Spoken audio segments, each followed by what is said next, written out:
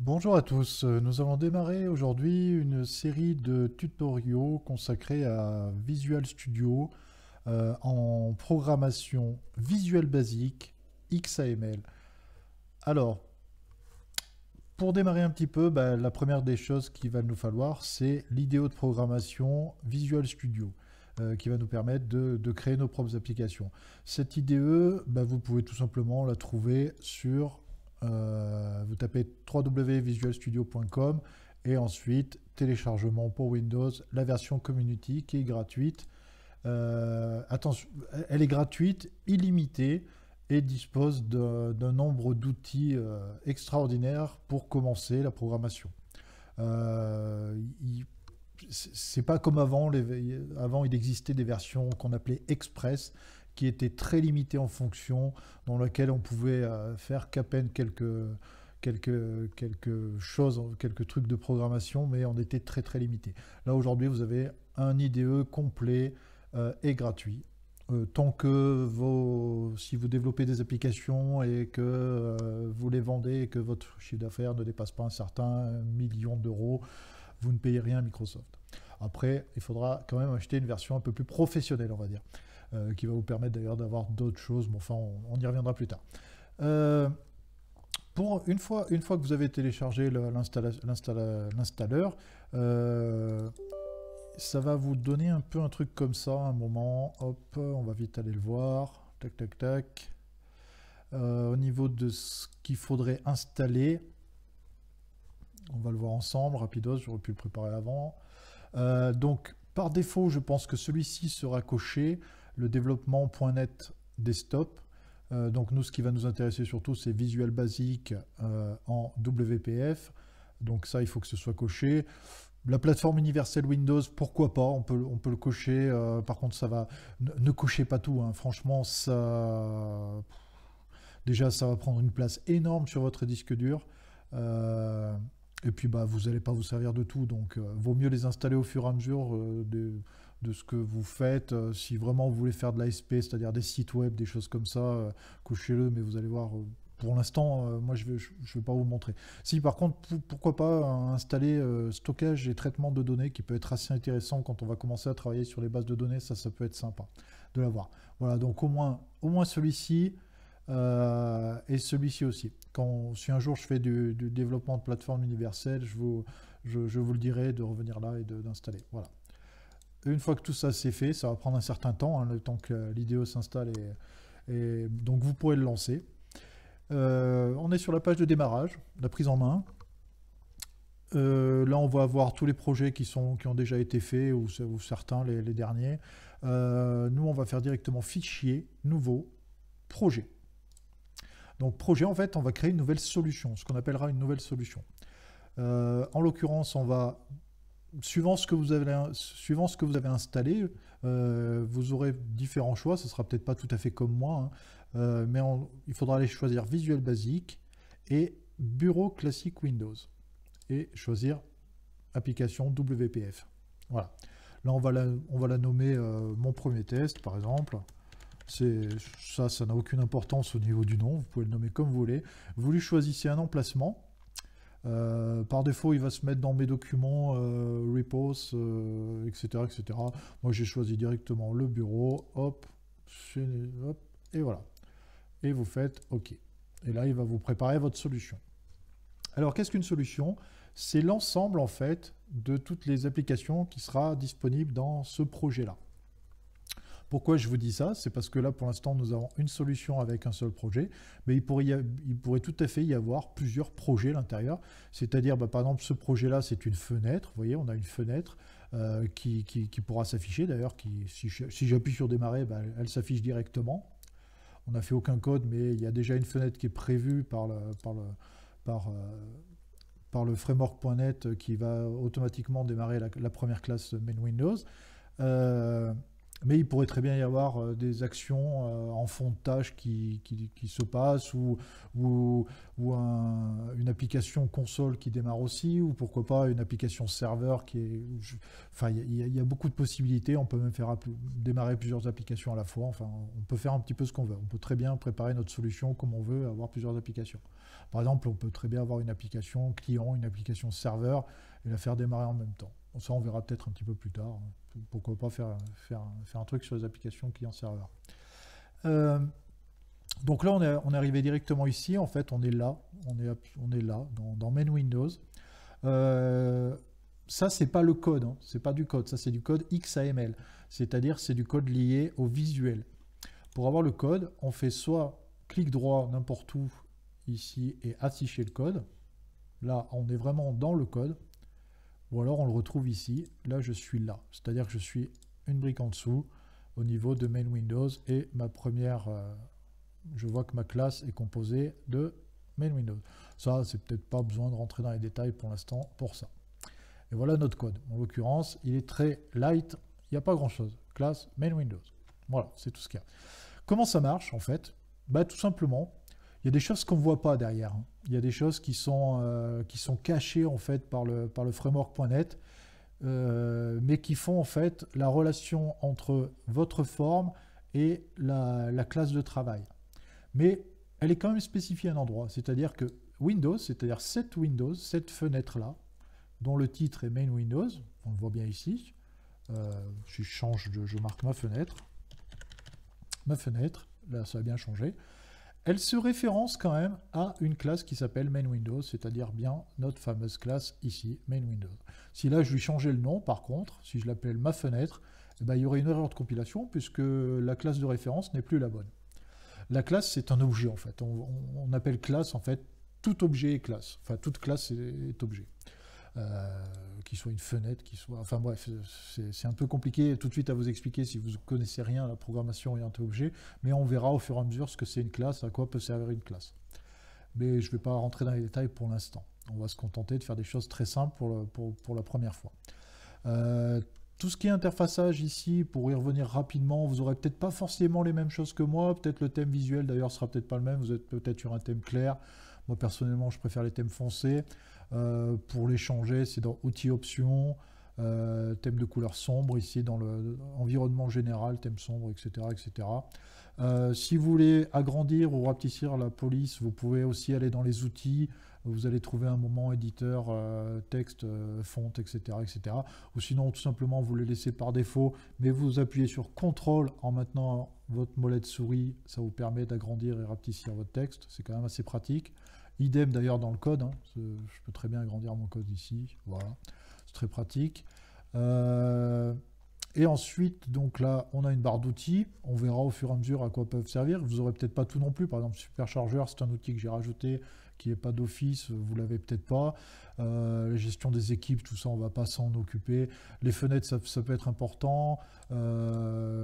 L'affichage aussi, ça peut être important si vous faites une erreur, par exemple, cette fenêtre-là, si vous la fermez, l'explorateur de solutions, elle est quand même très importante, vous allez vous en servir souvent. Donc, si vraiment vous la fermez, hop, vous pouvez la retrouver ici dans Affichage, Explorateur de solutions, vous la faites réapparaître. Là, par exemple, elle n'est pas dockée. Donc, pour la redocker, pour la coincer, en fait, je vais la tenir sur la barre de titre et je la fais déplacer ici. Et lui, il me propose cette place. Tac, j'accepte. Ça permet de masquer automatiquement. Quand j'en ai plus besoin, je la masque. Elle est toujours ici. Je n'ai plus qu'à la reprendre ici. Je vais faire ce que je veux. Tac, elle va se refermer. Idem pour d'autres fenêtres que j'ai. On verra au fur et à mesure celles qui peuvent nous être utiles quand on en aura besoin. Donc après, vous avez quelques boutons, enfin quelques boutons d'exécution. Enfin, par exemple, pour démarrer l'application, on va utiliser ça. Ça va en faire apparaître d'autres une fois que ça sera en route. Il y a les débugages, les comment je veux ma solution. Il y a d'autres choses. Ça aussi, on ne va pas tellement s'en inquiéter. Je vous dirai au fur et à mesure que je m'en sers, ce que j'utilise. Puis après, bah, vous avez les tailles, les choses comme ça. Vous n'avez plus qu'à regarder un petit peu ce que c'est en laissant appuyer, comme d'habitude. Hein. Vous avez un tooltip qui vous dit à quoi ça sert, si vous voulez masquer ou intervertir le sens, si vous préférez la vue à droite. Moi, perso, je préfère comme ça. Il y en a qui préfèrent en horizontal. Non, moi, perso, je préfère vertical. On a plus de lisibilité sur notre code comme ça. Après, c'est chacun son choix. Chacun prend son IDE comme il le souhaite. Hein. Moi, je force personne. Par exemple, l'explorateur de solutions, chez vous, je pense qu'il sera plus à droite. Sur l'installation par défaut, il est à droite. Moi, je suis gaucher. Personnellement, j'ai toujours travaillé avec l'explorateur de solutions à gauche. C'est comme ça. On se crée ces petites... on utilise souvent les mêmes principes pour s'y retrouver plus facilement. Voilà. Alors, eh bien, on va faire notre premier Hello World, hein, je dirais. C'est comme ça qu'on va démarrer. Alors, pourquoi VB? Aujourd'hui, j'avoue que dans beaucoup de classes de programmation, enfin, pas dans des classes, dans des cours de programmation, on vous parle de C#, on vous parle de Java. C'est ce qu'on va appeler des interfaces puissantes. J'avoue, elles sont très puissantes, mais elles sont aussi très... comment je peux dire, très enquiquinantes, parce que elles sont pas permissives. Elles ne vous laisseront rien passer. C'est-à-dire que si vous mettez pas une majuscule au bon endroit, ça passera pas. Si une chaîne de caractères, vous voulez la transformer en chiffre ou inversement, un chiffre en chaîne de caractères, c'est pas sûr que ça passe. Si vous avez un chiffre avec plusieurs chiffres après la virgule que vous voulez transformer dans un autre format, c'est pas sûr que ça passe sans cast, ce qu'on appelle caster, c'est-à-dire transformer une variable d'un tel type en un autre type, etc. etc. C'est beaucoup moins permissif. Visual Basic est un langage de programmation très permissif et en plus très simple parce qu'il utilise des mots courants qui laissent une lisibilité visuelle quand on veut reprendre son code. Je trouve que c'est beaucoup plus lisible en Visual Basic qu'en C# ou en Java. Sachant que C# et Java, grosso modo, c'est un peu les mêmes choses. Hein. Ils n'utilisent pas le même framework, mais leur syntaxe, par contre, est quasiment identique. Donc c'est vrai que si vous savez travailler en Java, vous aurez plus d'habitude sur du C#. VB, c'est un petit peu le petit bouton noir. Hein. C'est très spécial. Mais par contre, pour apprendre la programmation, et puis franchement, moi personnellement, je fais beaucoup de programmation, des logiciels de gestion, des logiciels de facturation, des logiciels de caisse enregistreuse, des choses comme ça. Personnellement, je les ai toujours faites en VB et je n'ai eu aucune limite. Je peux faire les mêmes choses qu'en C# ou en Java, franchement. Donc... je reste en VB, pardon.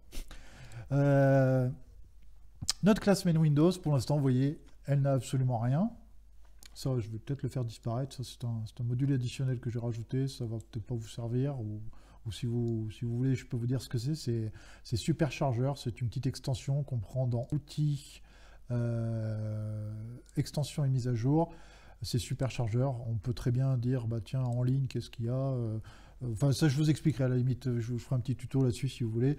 Et vous pouvez installer, vous pouvez très bien ajouter des composants additionnels. Par exemple, ça me permet de voir en fait ma page, tous les composants, les propriétés, les fonctions, un petit peu tout ce qui est dedans.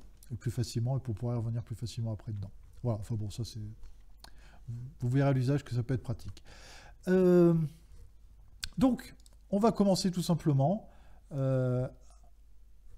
avec un bouton, hein, bien sûr. La moindre des choses, c'est de mettre un bouton. Donc, j'active la boîte à outils. Alors, attendez, là, j'ai fait une erreur tout à l'heure. Je vais le docker à l'intérieur de ça. Comme ça, j'ai explorateur et boîte à outils en même temps. Je vais prendre les contrôles communs WPF et je vais prendre le bouton. Je fais juste, je tiens cliquer, je fais un cliquer-déposer et je mets mon bouton. Après, je vais le déplacer n'importe où dans la forme. Ici, je vais l'agrandir un petit peu. Et vous voyez que ici, sur la partie de droite, dans le XAML, mon bouton, ça lui a donné pas mal les propriétés. Il y a beaucoup de propriétés qui ont été activées, c'est-à-dire le width, la longueur, la hauteur, width 8, la marge, son alignement vertical, son alignement horizontal, et son content, c'est-à-dire son contenu. En l'occurrence, le contenu, c'est bouton. Moi, je vais marquer, cliquez-moi. Je vais changer ça en cliquez-moi. Cliquez-moi. Ce que j'aurais pu faire aussi dans les propriétés, je peux très bien activer dans les propriétés le content, content ici, cliquez-moi, je vais rajouter ici un point d'exclamation. Voilà, et là vous voyez que il est bien apparu ici mon point d'exclamation. Moi perso, la boîte à outils, enfin les propriétés, je m'en sers très peu, hein. Je le fais directement ici. Une fois qu'on connaît un petit peu ces composants, par exemple font size, font de famille, font size, on met 24, ça va agrandir la taille du texte, etc. etc. etc. Une fois qu'on connaît. Hop, là, j'ai peut-être fait une bêtise. Voilà, ça n'a pas vraiment d'importance. Donc comment ça marche en fait? C'est le même principe que le XML. Beaucoup maintenant de langages de programmation utilisent ce système-là d'interfaçage. Donc sachant que tout est géré en DirectX derrière, c'était d'ailleurs ce qui a fait changer Windows XP à Windows Vista, si je ne dis pas de bêtises. Windows Vista qui a été un très mauvais OS Windows, mais par contre qui était le premier à utiliser les principes de XML. C'est-à-dire que tout est objet, même ça, c'est-à-dire qu'il y a une balise d'entrée et une balise de sortie. Là, en l'occurrence, c'est la balise simplifiée. Sinon, on peut très bien avoir cette balise-là. Ça marche aussi de la même façon. Bouton, il est encapsulé. Toutes les propriétés du bouton sont encapsulées dans le bouton. Là, vous voyez, la balise ouvrante, une balise qui ferme avec les propriétés intérieures, et là, la balise fermante. Je vous expliquerai pourquoi ça peut être très pratique. Il y a des choses, par exemple celle-ci, la grille, notre objet bouton est dans la grille. Si je le déplace, si je le mets ailleurs que dans la grille, il me dit, moi je ne suis pas content parce que je suis dans rien. Il me dit qu'elle est définie plusieurs fois, non. Quoi? Qu'est-ce qu'il me dit? Il me dit un peu n'importe quoi là. Enfin, il n'est pas content parce qu'il n'est pas dans un conteneur. Normalement, un conteneur, c'est au minimum une grille. Une grille, c'est sur quoi vous pourrez accrocher des contrôles. Donc, on va le remettre à l'intérieur. Et là, il va être tout content. Voilà. On pourrait dire un panel. On pourrait dire... Il y a beaucoup... il peut y en avoir plein.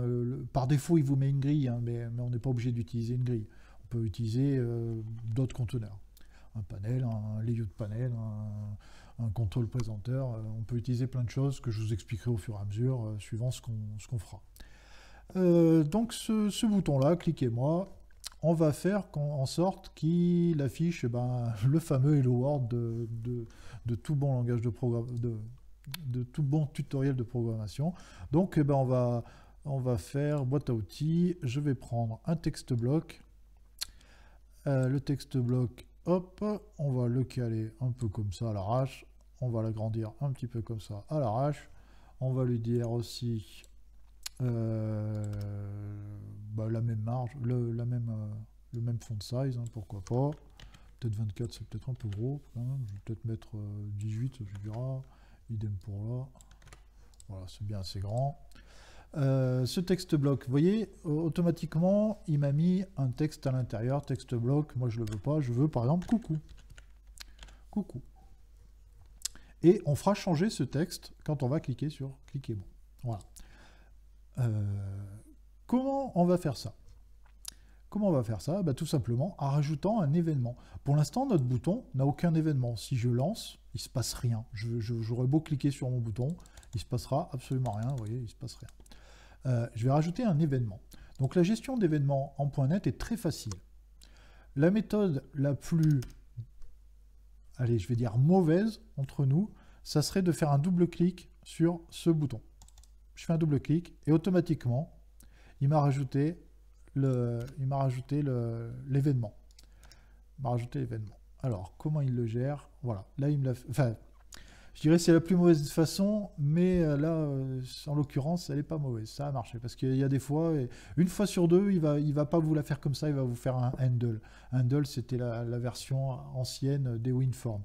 Et là, c'est beaucoup moins pratique à gérer. Donc, vous voyez, il m'a rajouté un clic, un événement clic. Donc, on aurait très bien pu dire un clic ici. Clic, donc nouveau gestionnaire d'événements. Si j'en fais un deuxième, là, il ne va pas être content parce qu'il me dit c'est défini plusieurs fois, effectivement. Je peux le définir qu'une seule fois pour le même événement. Mais je peux avoir le clic, je peux avoir le focus,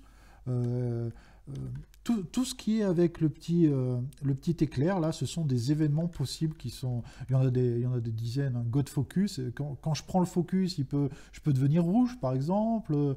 Quand je perds le focus, je peux devenir vert. On peut faire beaucoup de choses avec beaucoup d'événements différents possibles par défaut par l'utilisateur.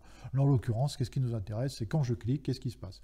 Il me dit bouton, clic, et dans le code, il m'a rajouté... Oh oui, pardon. Clac, oui, je l'avais fait 2 fois. Il m'a rajouté ici Private Sub, bouton clic, avec un sender et un route eventer. On décortique un petit peu ce code simplement. C'est très simple. Private, ça veut dire que c'est privé, c'est-à-dire que c'est privé à cette classe.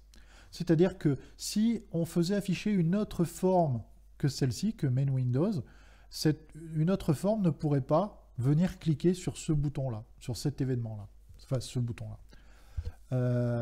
Sub, alors ça veut dire que ça ne renvoie rien. Alors, comment vous expliquer le principe de ne rien renvoyer? C'est-à-dire que ça effectue juste une action qui... C'est-à-dire que je lui pose pas une question, je lui impose quelque chose. Je lui dis, bah tiens, fais cette action. Par contre, si je lui dis, tiens, renvoie-moi la somme de 12 par 4, bah lui, il va répondre 12 moins 4 égale 8. Il va me répondre 8. Donc là, il retourne quelque chose. Mais là, en l'occurrence, il ne retourne rien. Et bouton clic, c'est le nom de mon événement, ça pourrait être n'importe quoi. Hein. Là, si je change en x ici, je rajoute 3x ici, mais que je rajoute aussi 3x ici, voilà, ça va marcher de la même façon. C'est juste une convention de nommage. Mais voilà, je vais revenir normal, ici. Et voilà. Donc là, qu'est-ce qu'on peut faire? Eh bien, on va lui dire tout simplement, notre coucou, là, notre texte coucou, lui, si je lui donne pas de nom ici, là, vous voyez, ils n'ont pas de nom. C'est-à-dire que lui, il s'appelle bouton. Si j'en crée un autre, ici, que je vais déplacer un peu là. Donc ces deux boutons sont les mêmes. Et ils ont exactement la même fonction, c'est-à-dire qu'ils vont tous les deux cliquer, ils vont tous les deux utiliser le bouton clic. Mais en l'occurrence, il n'y a rien qui les distingue. Ils ont le même nom. Par contre, si là je lui dis, bah, ton nom à toi c'est BTN1, et que ton nom à toi c'est BTN1, il n'est pas content. Là, il vous le souligne. Parce qu'il me dit, le nom BTN1 est déjà défini. Donc, je ne peux pas l'appeler bouton 1. Par contre, je peux l'appeler bouton 2. Bon, en l'occurrence, pour l'instant, j'en ai pas besoin. Mais c'était pour vous montrer. Quand je le nomme, le nom doit être unique à chacun. Parce que c'est comme ça qu'on va pouvoir identifier dans le code quel bouton sert à quoi. Et là, idem pour TextBlock.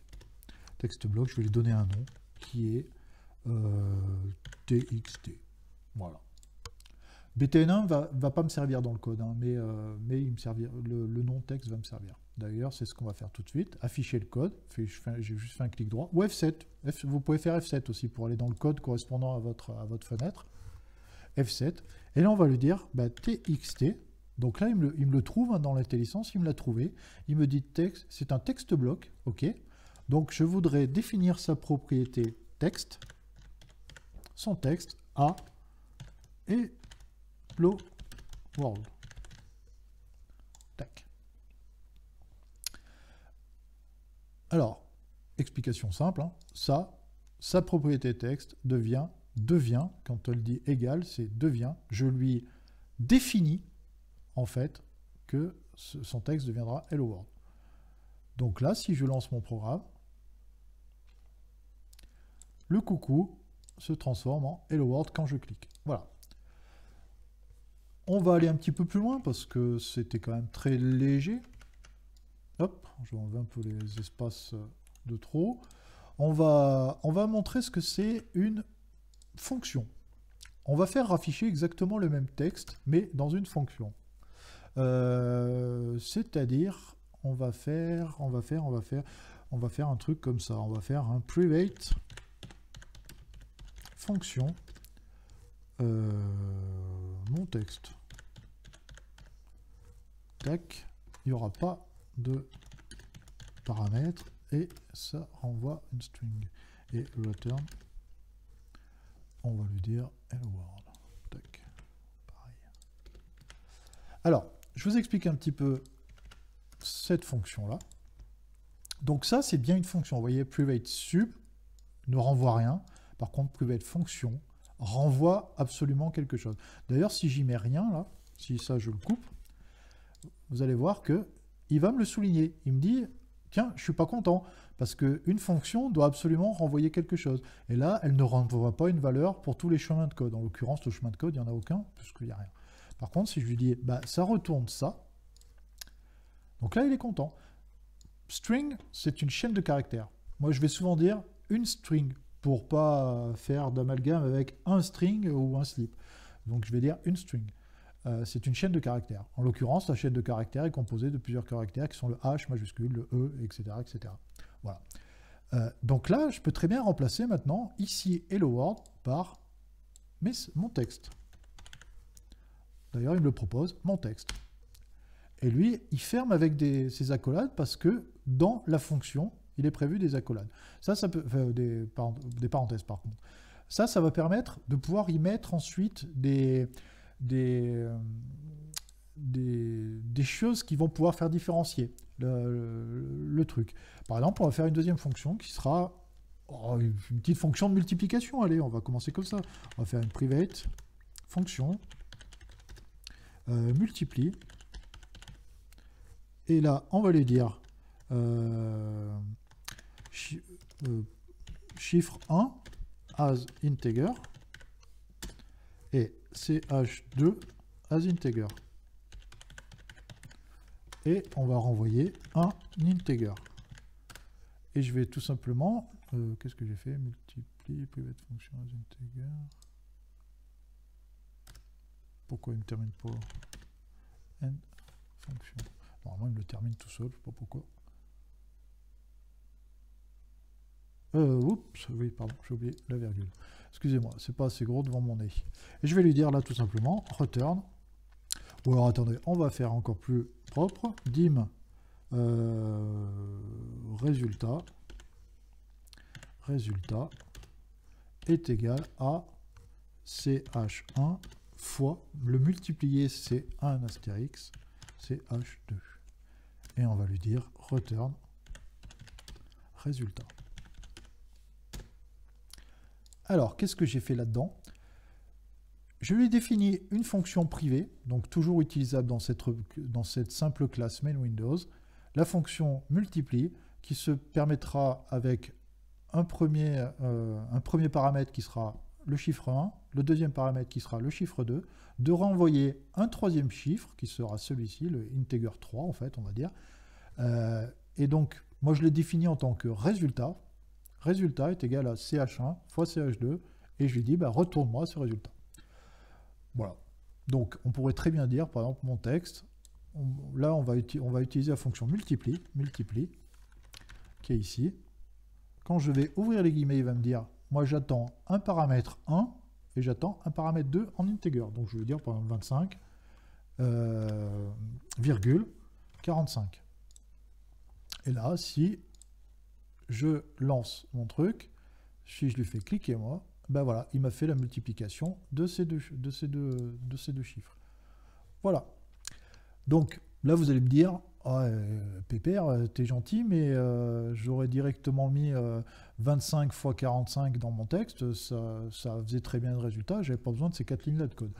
Oui, tout à fait, je suis tout à fait d'accord, mais à quoi sert une fonction? À être réutilisable. Effectivement, cette fonction, elle est ridicule. CH1 fois CH2, j'aurais très bien pu le mettre là. Effectivement, ça allait aussi vite. Par contre, vous allez avoir des fonctions, des fois, calculer, je dis n'importe quoi, hein, calculer une TVA sur un chiffre d'affaires hors taxe, calculer ou enlever 3 décimales à un chiffre qui en comporte 10 000, etc., etc. Vous allez vous faire vos propres petites fonctions comme ça. Vous allez peut-être pas les mettre forcément en privé, mais les mettre dans une autre classe qui vous permettra de les retrouver facilement.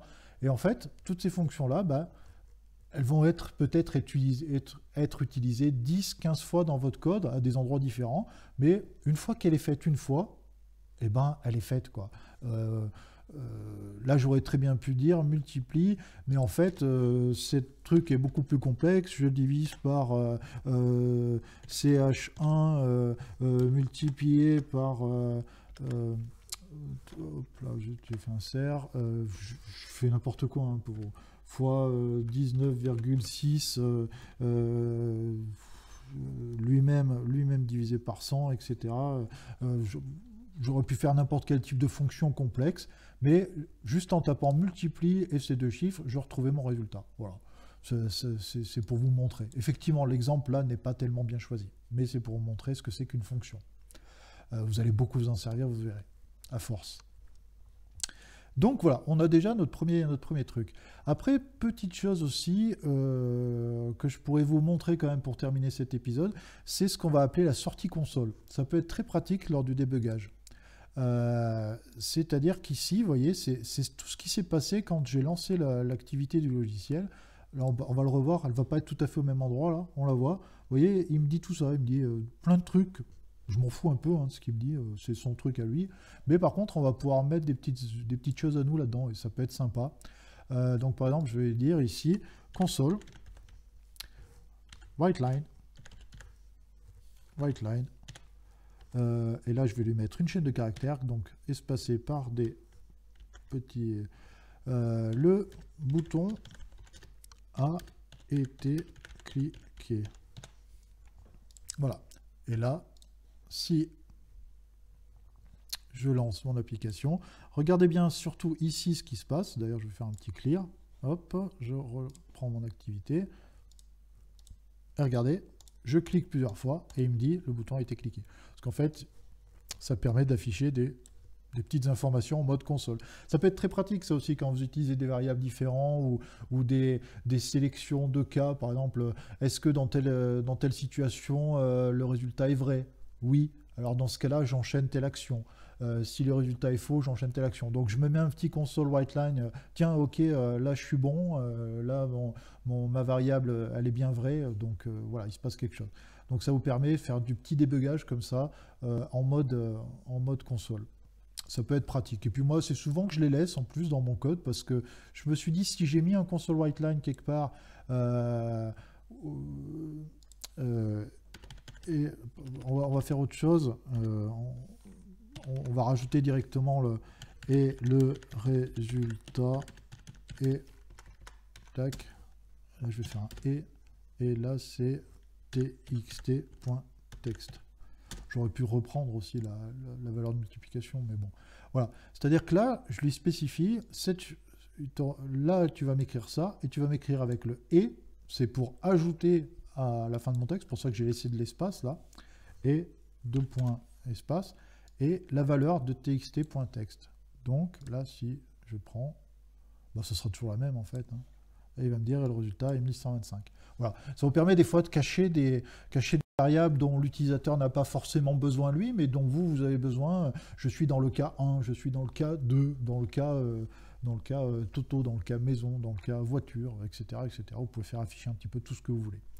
Ça peut être très pratique. Et puis, dernière des choses que je pourrais vous montrer, qu'est-ce que je voulais vous montrer d'autre que j'ai oublié. Non, je ne sais plus exactement. J'avais trouvé un autre truc. Non, bah, rien de particulier sur cette petite simplification. Donc voilà, on a deux fonctions. Une qui renvoie une chaîne de caractères, une qui renvoie un entier. Ah si, tiens, pour vous montrer un truc. On n'a pas parlé des types de variables simples. On a juste parlé de l'entier, de l'integer, mais sachez qu'il y en a d'autres avec des décimales, des chiffres après la virgule, des choses comme ça. On les verra au fur et à mesure.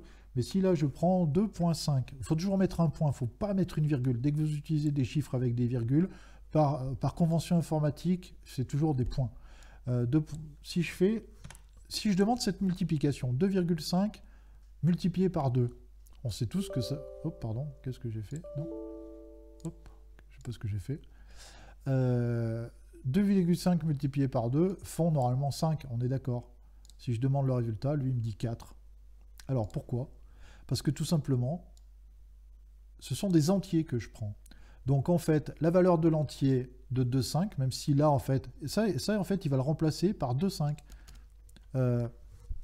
C'est comme si je disais dim résultat, oh là, je ne sais plus écrire, résultat est égal à 2, oh, décidément, fois 2. Parce que lui, en fait, l'entier ne prend pas en compte ce qui est derrière le point, enfin derrière la virgule, chez nous en France. Donc pour lui, c'est 2 fois 2. Et même si là, je lui avais placé un double, non, ça ne marchera pas là. Tac. Par exemple, on va faire un peu différemment, on va faire 2,4. Donc là, 2,4 fois 2, donc là, en double, en fait, il aura un chiffre à double précision, c'est-à-dire qu'on pourra lui mettre des chiffres après la virgule. Mais 2,4 fois 2 font normalement 4,8, on est d'accord. Mais ça fait 5. Parce que, toujours pareil, le résultat de retour est un entier. C'est un entier. Et là, normalement, j'ai mal fait mon truc, c'est-à-dire on lui définit ce que c'est. As integer est égal à, c'est-à-dire l'entier résultat est égal à ça. Parce que là, ce que je lui demande, c'est ça. Si je lui dis que c'est un double ici, ça n'empêche pas que la conversion sera faite, le résultat sera transformé en integer ici. C'est un peu compliqué au début à comprendre ces procédés-là. Mais même là, si j'ai un double, c'est-à-dire que je fais bien la bonne... Mon chiffre là, à ce moment-là, si je fais un console writeline, zut, pardon, hop, j'ai oublié de toujours mettre là, console, console.writeline, tac, là je vais lui demander le résultat de résultat, justement, ce que vaut résultat, hop, regardez la différence qu'on va avoir ici. Là, il m'a bien dit que c'était 4,8 dans résultat. Par contre, la valeur de retour de cette fonction, c'est bien un entier. Donc lui, il me fait une perte de précision, ce qu'on appelle une perte de précision, c'est-à-dire 4,8 pour lui, en entier, c'est 5. Il m'a fait la perte de précision. Et ça, c'est très important de savoir comment sont positionnés et comment sont dimensionnés. C'est ce qu'on appelle dimensionner une variable, c'est-à-dire cette variable-là, je la dimensionne en tant que as, double, was integer, was float, was single, was boolean, etc., etc. Mais ça, on y reviendra au fur et à mesure. Et donc là, vous avez vu vraiment qu'on a... Pourtant, on lui demande la même chose. Hein. C'est exactement la même chose. À part que là, elle n'a pas été encore retransformée en entier, ici. Là, je peux bien mettre des doubles de tant que je veux. Le résultat, retourné, c'est toujours un entier. Donc ce résultat, il y a en ce moment-là une perte de précision. Voilà. C'était un petit peu des petites choses pour commencer à... Ça, je peux le laisser d'ailleurs, c'est sympa, c'est marrant. Ça montre bien les différences qu'on peut avoir de résultats suivant avant et après conversion. Enfin là, c'est pas une conversion que j'ai fait, c'est juste un changement d'état du truc. Voilà. Et ben on se retrouve plus tard pour une nouvelle vidéo de démarrage. On va commencer à faire d'autres petits trucs, récupérer le texte d'une textbox, etc., etc. On va faire des trucs sympas. Allez, à bientôt pour de nouveaux tutos. Ciao, ciao.